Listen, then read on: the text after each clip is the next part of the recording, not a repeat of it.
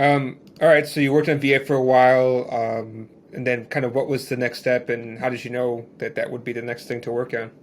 Oh, worked in V8, optimized it through crankshaft and all that stuff, and we threw in like so many hours, like countless hours, on making this robust, making it stable, implementing all the weird and exotic parts of JavaScript to write eval that can introduce like a new local variable that it can delete again, and just like crazy stuff like that.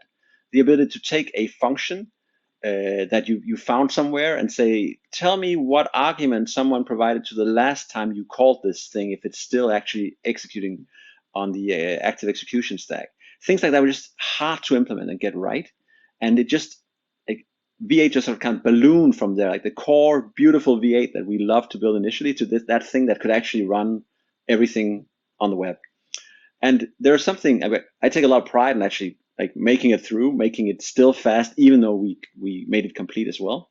But you could also tell that the core of it was simple, very robust, and everything sort of on the outskirts of that was much more difficult to keep robust, secure, all those things. So we just found that we had an interest in saying what would happen if you actually found a way of disallowing everything that made JavaScript really expensive, difficult to implement efficiently, and just got a much smaller core, something that was really built to be the foundation for the future of web apps.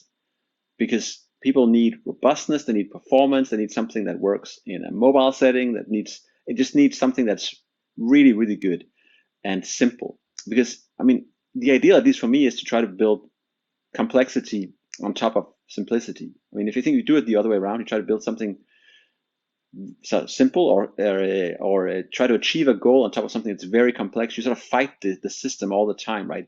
There are intricacies or difficulties just figuring out like, how do I make my JavaScript code run fast? I think for a while that was a big challenge for people. They didn't know, like, can I use try catch, or is that slow? I don't remember. Maybe it's fast on Safari but slow. It was just difficult for people, right? So we thought, hey, what happens if we go back and say, let's ditch JavaScript, let's allow people to write code, web applications, in a new language that has this sort of the core of what made V8 good, but have none of the problems.